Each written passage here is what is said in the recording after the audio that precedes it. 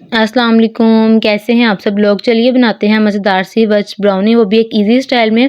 सबसे पहले यहाँ पर हम ले लेंगे डार्क कंपाउंड चॉकलेट 200 ग्राम्स। यहाँ पर हमने डार्क कंपाउंड चॉकलेट ले लिया है। चॉकलेट जो यहाँ पे है मैं डार्क कंपाउंड इस्तेमाल कर रही हूँ, आप चाहें तो मिल्क भी इस्तेमाल कर सकते हैं, बट वहाँ उसके साथ आपने 150 ग्राम्स आपने मिल्क चॉकलेट ले ली और 50 ग्राम्स आपने डार्क कंपाउंड चॉकलेट ले लिया। आपने इस तरह इसका जो रेशियो है वो कंबाइन करना है।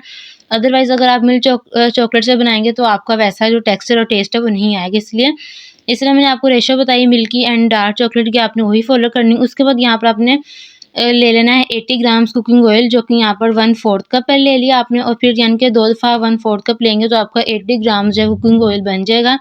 अगर आपको ग्राम्स में समझ नहीं आती तो मैंने आपको कप्स में भी बता दिया। आपने 2 दफ़ा 1/4 कप आपने यहाँ पर कुकिंग ऑयल ले लेना है, वो ऊपर ऐड करना है। अच्छा, अब यहाँ पे मैं स्टेनलेस जो हमारा बाउल है वो इसलिए इस्तेमाल कर रही हूँ कि आप इसके अंदर ईज़िली अपनी जो चॉकलेट है वो चूल्हे पर रखकर मेल्ट कर सकते हैं। तो यहाँ पर मैंने इसको सिंपली चूल्हे पर रखा और उसके बाद ये ऑयल जो हमारा था गर्म हुआ और उसके बाद यहाँ पर मैंने इसको ईज़िली मेल्ट कर लिया। और जब मैंने इसको मेल्ट किया तो आप लोग देख सकते हैं कि इतनी ईज़ी तरीके के साथ हमारी जो चॉकलेट थी वो मेल्ट हो चुकी थी। आप चाहें तो इस चॉकलेट को छोटे पार्ट्स में डिवाइड करें या ना करें, आपकी जो चॉकलेट है वो मेल्ट हो जाएगी। उसके बाद यहाँ पे मैंने चॉकलेट और ऑयल को अच्छी तरह कंबाइन किया, मेल्ट किया। उसके बाद फ़ौरन से आपने इसके अंदर ऐड कर देनी है पाउडर शुगर। पाउडर शुगर आपने यहाँ पर 1/4 कप ले लेनी है और ग्राम्स में मैं आपको बताऊँ तो आपने यहाँ पर 150 ग्राम्स पाउडर शुगर ले, जिनके पास ग्राम्स हैं, इनके मेजरिंग स्केल है वो ग्राम्स में रेसिपी को फ़ॉलो करेंगे और जिनके पास कप्स हैं वो कप्स में फ़ॉलो करेंगे। मैंने दोनों तरीके से आपको बता दिया। अच्छा, अब जिन्होंने ब्लेंडिंग जार में बनानी है ये रेसिपी, जिस तरह की मैंने आपको थंबनेल में बताया है, तो आपने क्या करना है कि आपने चॉकलेट और ऑयल को मेल्ट करने के बाद आपने इसको जार में ऐड कर देना है। जैसे सिंपली आपने चॉकलेट और ऑयल को मेल्ट किया, उसको आपने जार में ऐड कर दिया। उसके बाद आपने इसके अंदर जो दानेदार चीनी आती है हमारे पास, वही आपने इसके अंदर ऐड कर देनी जार में।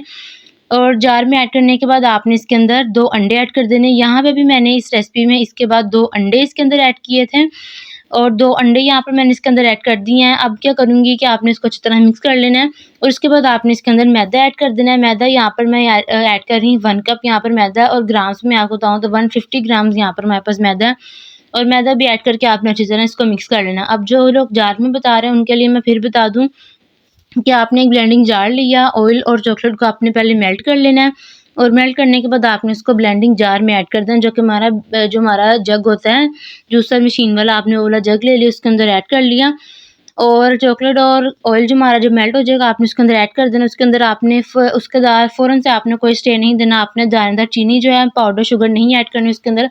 आपने दानेदार चीनी ऐड कर दी, 2 अंडे ऐड कर दिए और 1 कप मैदा ऐड करके आपने मशीन को चला देना है। 2 मिनट आपने मशीन को चलाना है और उसके बाद आपका जो बैटर है वो बिल्कुल रेडी हो जाएगा। ये रेसिपी उन लोगों के लिए ब्लेंडिंग जार वाले जो कि 2 मिनट में ब्राउनी को बनाना चाहते हैं और फिर बेक करना चाहते हैं।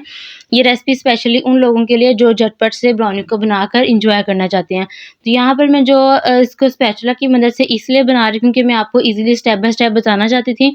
आप चाहें तो इस सारी रेसिपी को जिस तरह मैंने आपको बताया, आप इसको ब्लेंडिंग जार में भी बना सकते हैं। तो आप देख सकते हैं कि मैंने जो सारा मैदा था वो एकदम इसके अंदर ऐड किया था, यानी कि मैंने जिस तरह हम अक्सर स्पॉन्ज केक में ऐड करते हैं ना मैदा, 3 पार्ट्स में डिवाइड करके, इस तरह आपने इसके अंदर नहीं करना। आपने फ़ौरन से मैदे को स्टेन कर लेना है। जो हमारा स्टेनर आता है उसकी मदद से आपने स्टेन करना है और सारा मैदा एक ही दफ़ा इसके अंदर ऐड कर देना है और अच्छी तरह मिक्स कर लेना है। मैं बार-बार आपको रिपीट करती जा रही हूँ कि जो लोग ब्लेंडिंग जार में या ब्लेंडिंग जग में बना रहे हैं उन्होंने सारी जो पहले चॉकलेट और ऑयल को मेल्ट कर लिया, उसके अंदर सारे जो इंग्रीडिएंट्स है वो ऐड कर लिए, चीनी, अंडा और मैदा ऐड कर लिया, ब्लेंडिंग जार को ऑन किया, आपकी जो रेसिपी अच्छी तरह मिक्स हो जाएगी। और उसके बाद आपने क्या करना है कि आपने उसको अपना जो मोल्ड है उसके अंदर ऐड कर देना है। अगर आप ब्लेंडिंग जार में नहीं बना रहे, वैसे बना रहे हैं, तो आपने पाउडर शुगर यहाँ पर इस्तेमाल करनी है, जो कि मैं सिंपली जो हमारा जो छोटे वाला ब्लेंडिंग जार है तो इसके अंदर मैंने शुगर ऐड की थी, जो कि नॉर्मली दानेदार चीनी आती है वो शुगर मैंने ऐड की और इसको मैंने पाउडर बना के इसके अंदर ऐड कर लिया था। और यहाँ पर आप लोग देख सकते हैं कि मैंने इसको जिस मोल्ड में बनाना है उसको मैंने अच्छी तरह यहाँ पर पेपर लगा लिया, ग्रीस कर लिया। अब यहाँ पर आपने पेपर कौन सा ऐड करना है, कौन सा नहीं करना, आपके पास सिंपल जो कॉपी का, नोटबुक का पेपर आता है, आपके सबके घरों में होगा, तो आपने वो वाला पेपर ले लेना, ऑयल से ग्रीस कर लेना और कोई भी मोल्ड आपके पास जो अवेलेबल है वो यहाँ पर आपने इसके अंदर ऐड कर लेना है। अब यहाँ पर मैंने इसके अंदर क्या ऐड किया है, यहाँ पर मैंने इसके अंदर दोबारा से मैदा ऐड किया है, क्योंकि मैंने यहाँ पर देखा था कि हमारी जो चॉकलेट थी उसके अंदर से ऑयल, आपका जो अक्सर आपने देखा होगा कि जब आप ऑयल को और चॉकलेट को मेल्ट करते हैं तो आपकी जो चॉकलेट है इतनी ज़्यादा हीट की वजह से इतनी ज़्यादा गर्म हो जाती है कि आपकी जो चॉकलेट है उसके अंदर से ऑयल मुसलसल निकलता रहता है, वो आपस में कंबाइन ही नहीं होती आपकी जो चॉकलेट और ऑयल है। इसी तरह यहाँ पर जब मैंने देखा तो हमारी जो हमारी रेसिपी थी कंप्लीट हो चुकी थी, बट उसके अंदर से ऑयल अभी भी अलग से नज़र आ रहा था, साइड में कंबाइन बिल्कुल भी जो हमारे बैटर था उसके साथ नहीं हो रहा था। तो ये स्टेजेस अक्सर बेकिंग में आती हैं, अक्सर जब आप बेकिंग करते हैं तो आपके बेकिंग के अंदर ये स्टेजेस आती हैं और आप क्या करते हैं कि उसको वैसे ही आप बेकिंग कर देते हैं, उसको वैसे ही मोल्ड में ऐड किया और बेक कर दिया। यहाँ पर मैंने आपको दोबारा मैदा इसीलिए ऐड करके दिखाया कि जब भी आपकी रेसिपी में, ब्राउनी में, केक में या कोई भी आप केक बनाते हैं स्पॉन्ज केक के अलावा, जो भी आप बटर केक या मिल्क केक बनाते हैं, तो जब भी आप उसके अंदर बनाती हैं, ब्राउनी बनाते हैं, कपकेक्स बनाते हैं, जब भी आप बनाते हैं तो आपका अक्सर आपने जब भी देखा हो कि ऑयल आपका बाहर आ रहा है रेसिपी में, बिल्कुल भी आपका जो ऑयल है कंबाइन नहीं हो रहा, तो आपने क्या करना है कि जब आप देखते हैं ना कि जब आप बिल्कुल रेसिपी को बेकिंग करने लगे हैं, इनके बेक करने लगे हैं, तो ऊपर उसके ऊपर से जो ऑयल है बिल्कुल अलग नज़र आ रहा है, रेसिपी के अंदर मिक्स नहीं हो रहा। तो आपने क्या करना है कि उसके अंदर आपने बिल्कुल जब आप बेकिंग करने लगेंगे उसके अंदर आपने फ़ौरन से आपने हाफ़ कप मैदा ऐड कर देना है अपनी रेसिपी के अकॉर्डिंग। अगर आप 2 अंडों से बना रहे हैं तो आपने इसके अंदर हाफ़ कप ऐड करना है। 1 अंडे से आपकी रेसिपी है तो आपने इसके अंदर हाफ़ कप से भी यानी कि 1/3 कप आपने मैदा ऐड कर देना है।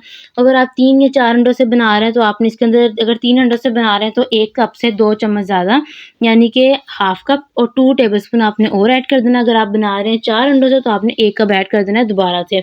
ये आपने इसलिए ऐड कर देना है कि जब आपकी रेसिपी में ऑयल अलग से नज़र आता है तो आपने उसके अंदर मैदा ऐड करना होता है, क्योंकि जब आप फ़ौरन से बेकिंग के टाइम जब आप इसको बेक कर रहे होते हैं, जब आप उसको मोल्ड में ऐड कर रहे होते हैं बेकिंग के टाइम, जब आपका मोल्ड बिल्कुल रेडी होता है बेक होने के लिए, तो जब आप उसको मोल्ड में ऐड करेंगे और फ़ौरन से मैदा ऐड करने के बाद अपने मोल्ड में ऐड कर देंगे तो उससे क्या होगा कि आपकी जो रेसिपी होती है वो मोल्ड में सेट हो जाती है और उसके बाद उसके अंदर से ऑयल नहीं निकलता। सिंपल बात अगर आपको अभी भी समझ नहीं आई कि मैं क्या कहना चाह रही हूँ, तो मैं कहना ये चाह रही हूँ कि जब आप रेसिपी बिल्कुल कंप्लीट बना लेते हैं और आपकी रेसिपी के अंदर से ऑयल निकलता है, क्योंकि मैंने ये स्टेज देखी हुई है कि अक्सर रेसिपी हम बना लेते हैं और बनाने के बाद जो हमारी रेसिपीज़ के अंदर से ऑयल बिल्कुल अलग से नज़र आ रहा होता है, ऑयल जो है हमारी रेसिपी के अंदर मिक्स नहीं हो रहा होता। तो आपने क्या करना है कि जब आप इसको बेक करने लगेंगे आपने रेसिपी को छोड़ देना है वैसे, बिल्कुल आपने कुछ भी नहीं करना।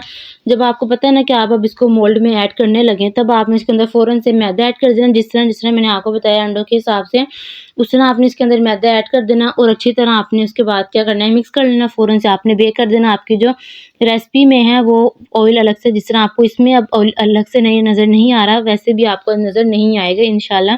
आपने इस रेसिपी को फ़ॉलो करना है, आपको इसके जो विज़िबल रिज़ल्ट्स हैं वो मिलेंगे। तो यहाँ पर हमारी जो ब्राउनी थी बेक हो चुकी थी, तो ब्राउनी को यहाँ पर मैंने बेक इस तरह किया था कि आप इसको ओवन में भी कर सकते हैं, विदाउट ओवन भी कर सकते हैं। तो इस ब्राउनी को बेक होने में ज़्यादा टाइम नहीं लगता, तो आपने इसको 160 डिग्री पर बेक होना है तकरीबन 20 से 25 मिनट्स के लिए, विदाउट ओवन भी, और ओवन भी यही टाइमिंग रहेगी। अब यहाँ पर जो ब्लेंडिंग जार में बना रहे हैं उनके लिए भी बिल्कुल सेम यही स्टेप है कि जब उनकी रेसिपी बिल्कुल कंप्लीट होगी और उनको अभी भी नज़र आ रहा है कि उनका जो ऑयल है रेसिपी का वो अलग से है, बिल्कुल साथ कंबाइन नहीं हो रहा, तो आपने उसको निकाल लेना है। और जब आप उसको बेक करने लगेंगे तो बिल्कुल 2 मिनट पहले आपने उसके अंदर जो है वो मैदा ऐड कर देना है। अब यहाँ पर आप कहेंगे कि मेरी ब्राउनी को क्या हुआ? तो ब्राउनी को यहाँ पर क्योंकि मुझे थोड़ी-सी जल्दी थी, तो मैंने गरम-गरम ब्राउनी को ही यहाँ पर छेड़ा, जिसकी वजह से हमारी जो ब्राउनी थी यहाँ पर ब्रेक हो चुकी थी। मैं आपको जो एक रियल है वही बात बताऊँगी, ये नहीं बताऊँगी कि ब्राउनी को ये हुआ। तो जो बात थी वो यही थी कि मैंने जो ब्राउनी थी हमारी जो गरम-गरम थी, तो मैंने उसको गरम-गरम ही को यहाँ पर टच किया, उसको डीमोल्ड किया, तो हमारी जो ब्राउनी थी यहाँ पर टूट चुकी थी। तो मैंने उसी के ऊपर जो हमारा चॉकलेट सिरप था, यानी कि चॉकलेट थी, उसको मेल्ट किया और चॉकलेट सिरप के तौर पर मैंने इसको ब्राउनी के ऊपर ऐड कर दिया और हमारी जो मज़ेदार सी ब्राउनी थी बनकर रेडी थी। जब आपकी ब्राउनी बन जाए तो आपने उसको स्टे देना है लाज़िम, वरना आपकी भी बिल्कुल ब्राउनी मेरी ब्राउनी की तरह टूट जाएगी। मैं तो यहाँ पर वीडियो के तौर पर बना रही थी, तो मेरी तो बचत होगी। अगर आप इसको किसी के लिए बना रही हैं, ऑर्डर वर्क में बना रहे हो, तो आप स्टे लाज़मी इसको दें ताकि वो अपने जो एक बिल्कुल उसकी शेप होती है उसमें आ जाए, और शेप में आने के बाद जब आप उसकी कटिंग करें तो आपके जो प्यारे-प्यारे से जो ब्राउनी के पीसेस होते हैं या बॉक्स आप कह लें वो ईज़िली बन जाएँगे।